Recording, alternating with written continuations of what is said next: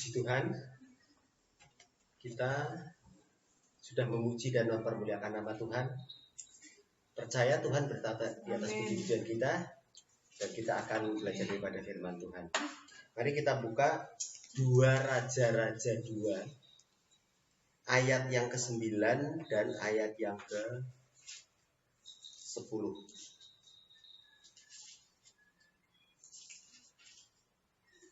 Kita akan baca bersama 2 Raja-Raja 2 ayat 9 dan 10. Yuk, 1, 2, 3. Dan sesudah mereka sampai di seberang, berkatalah Elia kepada Elisa, mintalah apa yang hendak kulakukan kepadamu sebelum aku terangkat daripadamu. Jawab Elisa, biarlah kiranya aku mendapat 2 bagian dari rohmu. Berkatalah Elia, yang kau minta itu adalah sukar. Tetapi jika engkau dapat melihat aku terangkat daripadamu, akan terjadilah kepadamu seperti yang demikian. Dan jika tidak akan terjadi. Coba tolong perhatikan. Kita hidup di dalam dunia ini penuh dengan kesulitan, persoalan, permasalahan, masalah keuangan, masalah kesehatan, dan sebagainya. Jadi kecenderungan kita ini akan minta sesuatu yang kita perlukan. Tetapi di sini kita bisa melihat Elisa itu malah ditawari. Minta apa? Apa yang akan kulakukan untukmu? Dan yang bertanya ini bukan main-main. Elia, seorang nabi yang luar biasa, seorang yang sering membuat mujizat-mujizat luar biasa, berkata, kamu minta apa? Malah ditawari suruh minta. Luar biasa enggak? Nah, di sini kita akan belajar bagaimana caranya kita hidup di akhir pada zaman ini. Yang seharusnya kita minta pertolongan, tetapi bagaimana Tuhan akan mintalah apa yang aku harus lakukan. Ini adalah satu hal yang luar biasa. Ayo, kita akan belajar ya. Jadi ini saya ulangi, coba tolong diperhatikan ayat 9 ya. Dan sesudah mereka sampai di seberang. Mereka ini siapa? Elia dan Elisa. Ini gambaran dari Yohanes Pembaptis dan Tuhan Yesus. Jadi mereka ini cuma gambaran aja. Gambarannya aja luar biasa.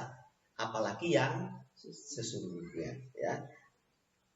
Dan sesudah mereka sampai di seberang, berkatalah Elia kepada Elisa, mintalah apa yang hendak kulakukan kepadamu sebelum aku terangkat daripadamu. Jadi Elia itu sudah tahu, dia sudah waktunya akan terangkat ke surga. Elia ini luar biasa, bahkan dia satu dari 2 orang yang tidak mengalami kematian, terangkat ke surga. Nah, dia berkata pada Elisa, minta apa? Minta apa? Apa yang harus aku lakukan untukmu? Ini adalah suatu hal yang luar biasa. Dan puji Tuhan, di samping bukannya minta malah ditawari suruh minta, Elisa itu juga menjawabnya dengan sangat tepat. Coba seandainya kita ditawari orang, minta apa? Anda mau minta apa? Ya, yang kita butuhkan sekarang ini. Kalau kita nggak punya uang, aku minta uang. Kalau aku sakit, aku minta kesembuhan. Minta apa yang kita perlukan.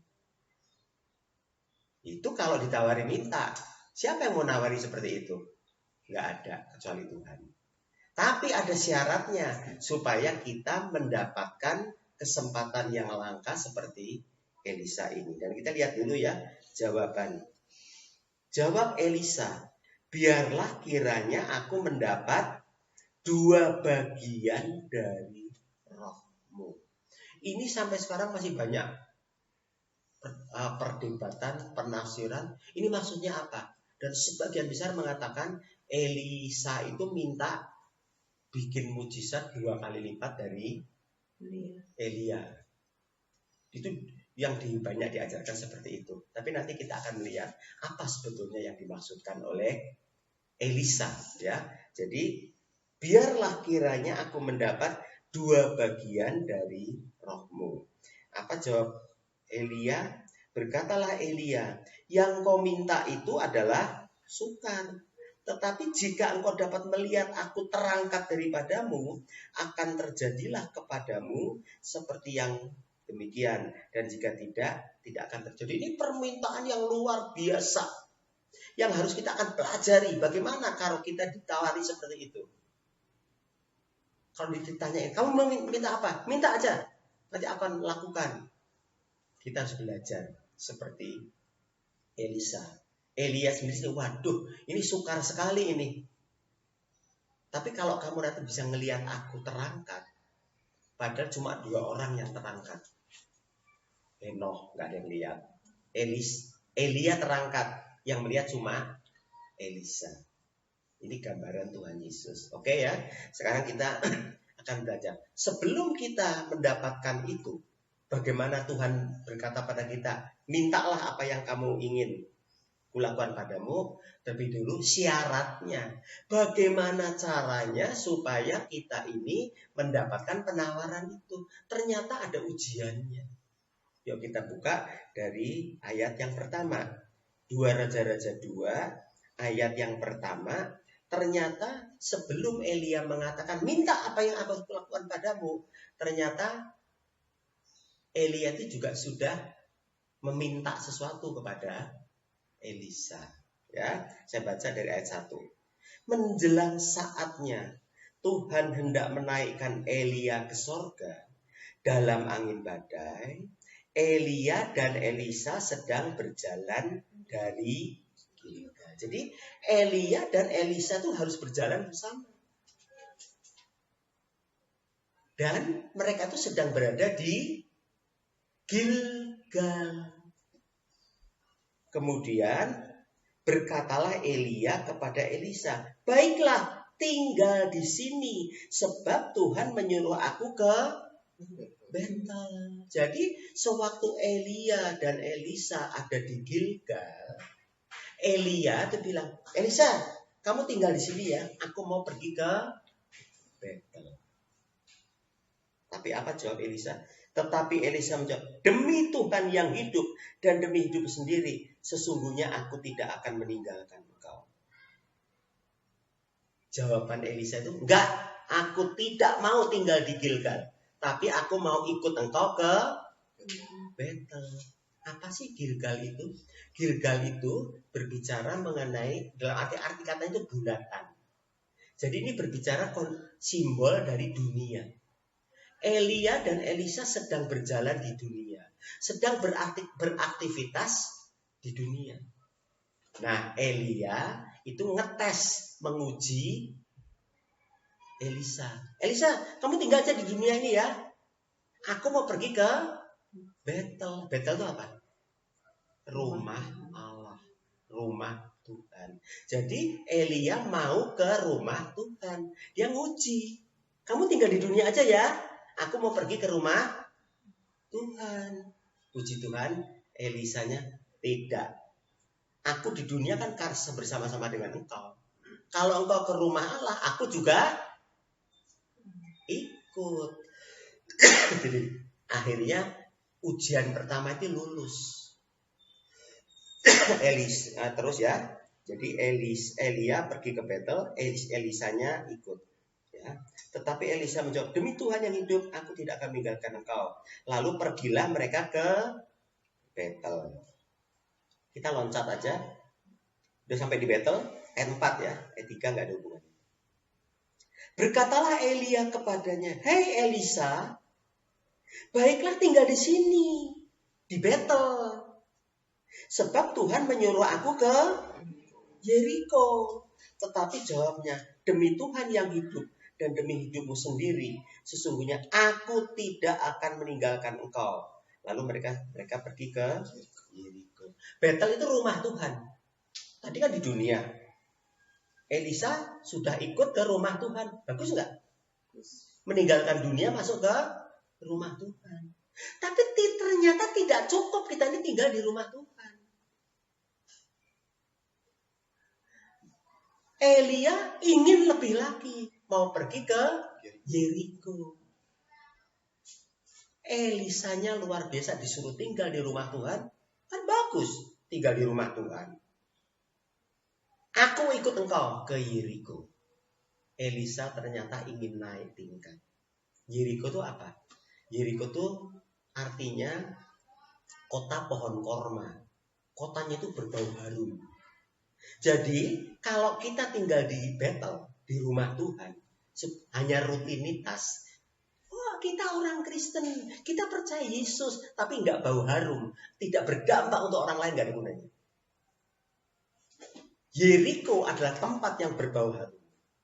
Jadi Elia, aku tidak cukup tinggal di rumah Tuhan. Aku ingin menjadi saksi Kristus. Aku ingin menjadi terang dunia. Aku ingin menjadi berkat. Sama-sama ke Yeriko. Dan waktu disuruh tinggal, enggak, aku ikut. Puji Tuhan. Elisa lulus lagi. Ya, setelah sampai akhirnya mereka pergi ke Yeriko. Kita loncati saja. Langsung aja ke ayat 6. Berkatalah Elia kepadanya, baiklah tinggal di sini, sebab Tuhan menyuruh aku ke sungai Yordan. Jawabnya, demi Tuhan yang hidup dan demi hidupmu sendiri, sesungguhnya aku tidak akan meninggalkan engkau. Lalu berjalan keduanya. Elisa disuruh tinggal di Yeriko. Sudah percaya Tuhan, sudah menjadi saksi Tuhan, sudah berbau harum, sudah jadi terang dunia, sudah menjadi garamnya bumi. Tapi waktu Elianya mau pergi ke sungai Yordan,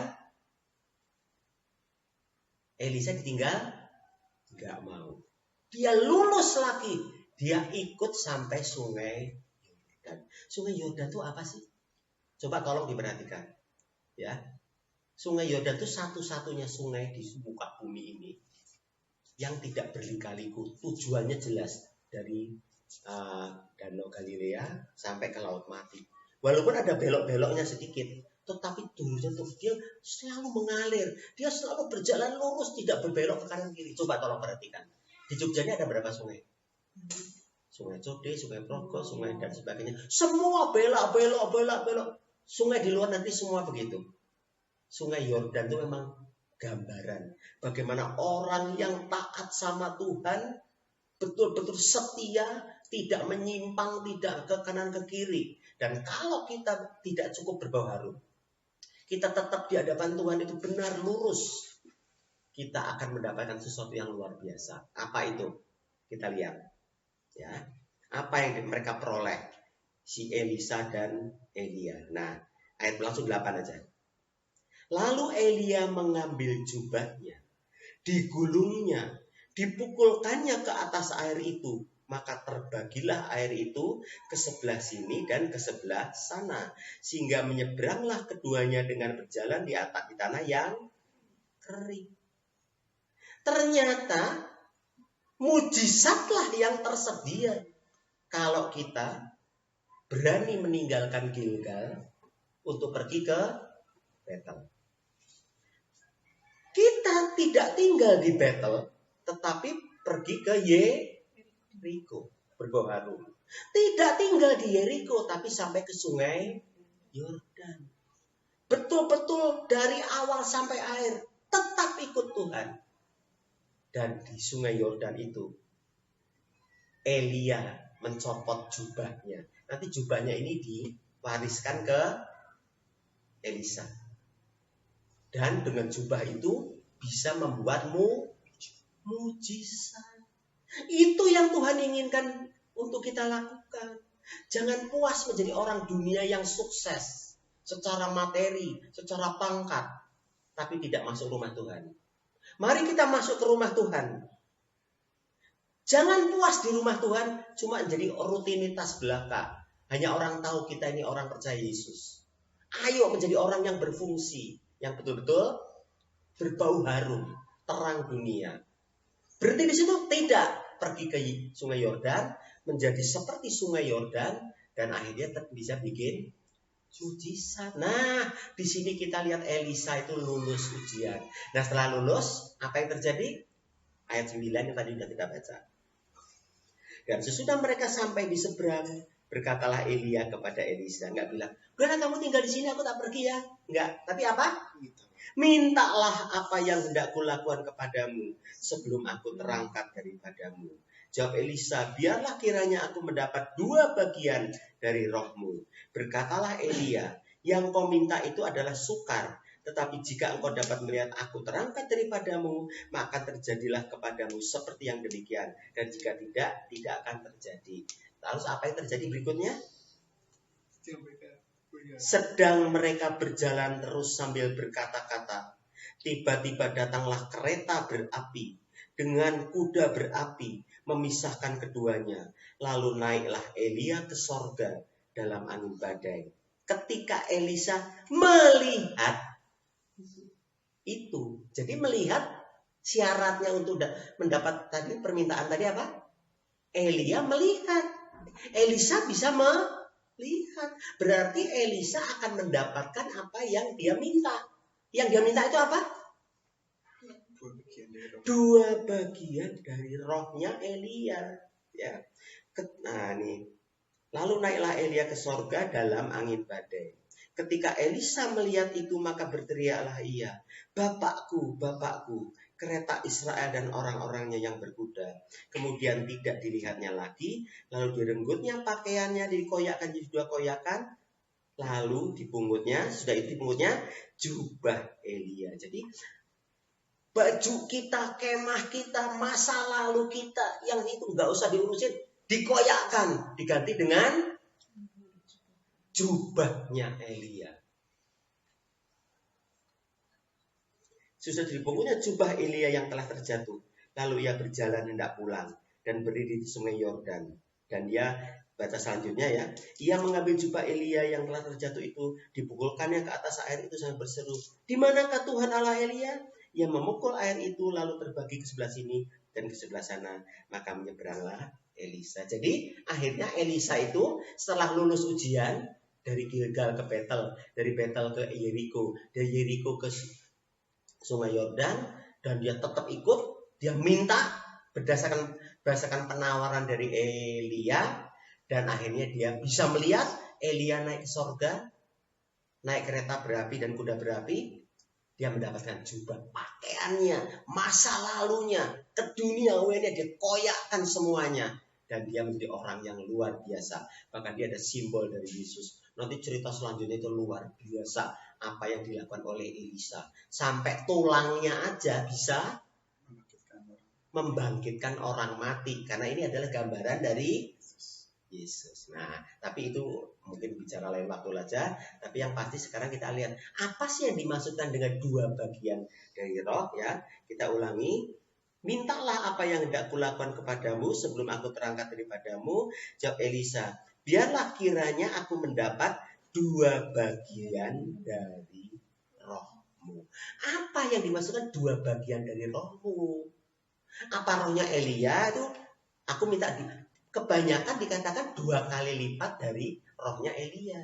Kalau Elia bisa bikin mujizat begini, aku 2 kali lipat. Ternyata sama sekali bukan. Yuk kita lihat di dalam kitab Ulangan pasal yang ke-21. Apa maksud daripada 2 bagian dari rohmu itu? Di dalam Ulangan 21 ayat 15 sampai dengan ayat yang ke-17 saya bacakan ya.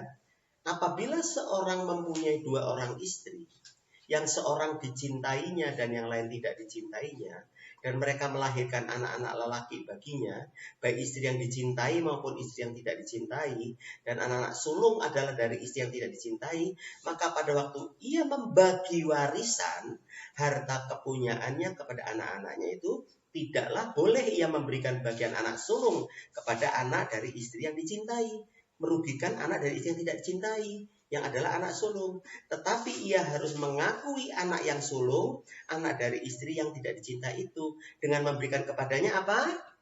2 bagian. 2 sebagian dari segala kepunyaannya. Sebab dialah kegagahannya yang pertama. Dialah yang mempunyai hak kesulungan. Jadi sebetulnya yang dimaksudkan dengan Elisa, apa yang diminta Elisa itu sebetulnya Elisa minta apa? Hak kesulungan dari Elia. Karena anak sulung itu mendapat 2 bagian. Banyak yang tidak tahu. Banyak yang meremehkan. Banyak yang anggap ringan hak kesulungan. Tapi ada juga yang sangat ingin mendapatkan hak kesulungan. Siapa? Yakub dan Esau. Anak dari siapa? Ishak dan Ribka. Kembar. Yang sulung itu Esau. Jadi menurut dunia yang mendapat hak kesulungan itu adalah Esau. Tetapi ternyata Esau itu memandang ringan. Waktu Yakub sedang masak sop kacang merah, gitu, dia lapar, dia minta, aku minta itu ya. Nah si Yakub itu sebetulnya sangat ingin hak kesulungan karena dia ngerti. Tapi hak kesulungan adalah kakaknya. Oke, ini kesempatan. Jadi ada licik-liciknya juga ya. Oke, tapi jual hak kesulungan dulu. Ada dibaca sendiri ya di Kejadian 25, 27 itu ada. Jadi itu bagaimana Yakub sangat merindukan, sangat menginginkan hak kesulungan, tapi Esau meremehkan. Dan akibatnya apa? Padahal hak kesulungan itu dari waktu mereka dalam kandungan sudah diberikan kepada pada Yakub ya, karena anak yang sulung akan menjadi hamba yang. Jadi sebetulnya kalau misalnya Yakub tidak menipu, dia dapat hak kesulungan, tetap dapat pakai cara Tuhan. Contohnya tahu nggak siapa? Efraim sama Manase ya. Jadi waktu Yakub mau memberkati anak Yusuf, Efraim sama Manase, yang sulung itu Manase. Tetapi yang dapat itu akhirnya Efraim. Karena Tuhan sudah menentukan yang dapat itu adalah Efraim. Waktu Yusuf menempatkan Manase di kanan supaya dapat tangan kanan, Efraim tangan kiri, ternyata Yakub menyilangkan tangannya, Efraim yang dapat. Tuhan pasti. Nah, bagaimana Tuhan menentukan Efraim? Bagaimana Tuhan menentukan Yakub? Karena mereka lulus ujian dari dunia Gilgal masuk ke Betel, kemudian ke Yeriko, kemudian ke sungai Yordan, dapat mukjizat. Ya, jadi di dunia ini akan ada banyak orang yang secara lahiriah sebetulnya dapat hak kesulungan, tapi mereka gagal. Salah satunya lagi siapa? Yang gagal dapat hak kesulungan. Tahu siapa nggak? Anak sulung tapi nggak dapat. Harusnya dia dapat, tetapi karena dia meniduri istri ayahnya. Nah, yuk kita buka 1 Tawarikh 5. Jadi di sini kita bisa pentingnya hak kesulungan. 1 Tawarikh 5 ayat 1 dan 2. 1 Tawarikh 5 ayat 1 dan 2. Anak-anak Ruben, anak sulung Israel. Dia anak sulung, tetapi karena ia melanggar kesucian petiduran ayahnya, maka hak kesulungannya itu diberikan kepada keturunan dari Yusuf. Anak Israel juga, anak ke-11 ini. Gitu. Sekalipun tidak tercatat dalam silsilah sebagai anak sulung. Memang Yehuda lah yang melebihi saudara-saudaranya. Bahkan salah seorang dari antaranya menjadi raja. Tetapi hak sulung itu ada pada Yusuf. Yehuda mendapat tongkat kerajaan. Karena dari turunannya lah muncul raja-raja. Tapi hak kesulungan itu ada pada Yusuf. Orang yang luar biasa. Seperti Elisa juga. Nah, di sini kita harus tahu bahwa kita pun enggak, waduh aku bukan anak sulung. Waduh aku anak nomor sekian. Bukan itu sebetulnya, bukan hal duniawi, bukan hal Gilgal, tapi hal Betel. Bukan cukup Betel, tapi hal Yeriko berbau harum. Bukan cukup Yeriko, tapi berjalan lurus dengan setia menuju garis yang ditetapkan oleh Tuhan dan mujizat terjadi. Karena apa? Sebenarnya selama banyak di Alkitab, Yang dimaksud hak kesulungan itu konsentrasi orang itu adalah 2 bagian dari harta. Tapi yang diminta Elisa tadi apa? 2 bagian dari rohmu. Karena memang hak kesulungan yang sebenarnya itu adalah, dikatakan tadi ya, hak kesulungan itu adalah 2 bagian dari seluruh kepunyaan. Nah, seluruh kepunyaan seseorang itu apa? Ternyata bukan cuma harta, tapi juga kedudukan, kepemimpinan, bahkan karunia. Jadi hak kesulungan yang disiapkan oleh Tuhan itu adalah bukan cuma harta, bukan cuma jadi kepala di rumah, tapi juga karunia-karunia. Jadi seharusnya kalau kita di sekarang, ayo kita kalau nanti ditanya soal, kamu minta apa? Ayo minta hak kesulungan. Ayo kita minta daripada Tuhan apa yang Tuhan akan berikan. Tapi syaratnya apa? Lulus ujian dulu. Kalau kita tetap tinggal di Gilgal di dunia, mungkin kaya secara dunia, mungkin jadi raja, mungkin jadi presiden, tapi nggak cukup. Ayo jadi pengikut Tuhan. Jangan berhenti di rumah Tuhan. Ayo kita jadi berbawarung. Jangan cukup itu. Lakukan seperti sungai Yordan. Lurus. Jangan menyimpang ke kanan ke kiri. Kita punya mujizat. Jubah Elia akan menjadi milik kita. Pakaian lama kita dikoyakkan. Kita bisa bikin mujizat. Ayo kita minta dari Tuhan 2 bagian. Hak kesulungan.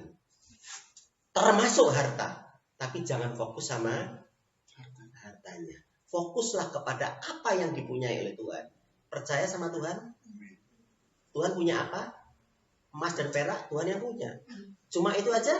Ternyata tidak. Punya hidup yang kekal, punya segala-galanya. Dan kalau kita bisa melakukan semuanya itu, sesuatu yang luar biasa. Kamu minta apa? Ayo kita minta apa yang sudah kita pelajari dari firman Tuhan. Tuhan Yesus memberkati. Yuk kita masuk dalam doa. Bapak di sorga,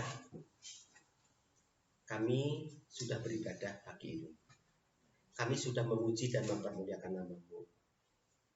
Engkau bertahta di atas puji-pujian kami. Kami juga belajar dari firman-Mu. Meteraikan firman-Mu di dalam hidup kami. Mampukan kami untuk memahami, mengerti, dan menerapkannya. Mempraktekannya. Seperti Elisa Tuhan, yang adalah gambaran-Mu Tuhan Yesus. Mau lulus ujian dan akhirnya mendapatkan apa yang Engkau sudah sediakan bagi kami. Mari Bapak, mampukan kami untuk menjadi pelaku-pelaku daripada firman. Supaya firman Tuhan dapat kami terima, dapat kami terapkan untuk kemuliaan nama-Mu. Bukan untuk memegahkan diri, bukan untuk menyombongkan diri. Tolonglah kami belajar daripada-Mu. Lemah lembut dan rendah hati. Dan mujizat Engkau karuniakan kepada kami. Dan kami akan melihat mujizat demi mujizat akan terjadi. Dan semua itu Bapa untuk hormat dan kemuliaan nama-Mu. Untuk kelebaran kerajaan-Mu. Terima kasih Bapak. Dan kami akan sudahi ibadah kami ini. Dan kami akan melanjutkan aktivitas kami Bapak. Mari Bapak di surga, sebelum kami menyudahi ibadah ini, kami mohon berkat. So, tanpa berkat-Mu, tanpa penyertaan-Mu, tanpa pertolongan-Mu, tanpa hikmat-Mu, kami semua akan sia-sia. Angkatlah kedua belah tangan-Mu, terimalah berkat. Bapa di sorga, kami mohon berkat yang daripada-Mu. Terimalah berkat, rahmat, anugerah, pertolongan. Semua dari Bapa yang kekal. Bapa yang bersemayam dalam terang yang tak terhampiri. Di tempat yang jauh, tak terjangkau. Tetapi karena kasih karunia-Nya, Bapa itu telah turun menjadi manusia di dalam Yesus yang bukan saja hanya memberkati, tetapi juga menebus segala dosa dan kesalahan kami. Bahkan mengaruniakan Roh Kudus untuk menolong kami, menyingkirkan bekas-bekas dosa dalam kehidupan kami sepanjang hidup kami, karena kami harus bersaksi. Kami harus menjadi Yeriko, kami harus masuk ke Yordan, kami harus bikin keajaiban. Dan dengan semuanya itu Bapa, hidup kami adalah hidup yang mempermuliakan Engkau. Terimalah berkat di dalam nama Tuhan Yesus. Roh Kudus, pimpinlah kami. Bapa di sorga, inilah kami apa adanya. Haleluya, puji Tuhan. Amin. Tuhan berkati.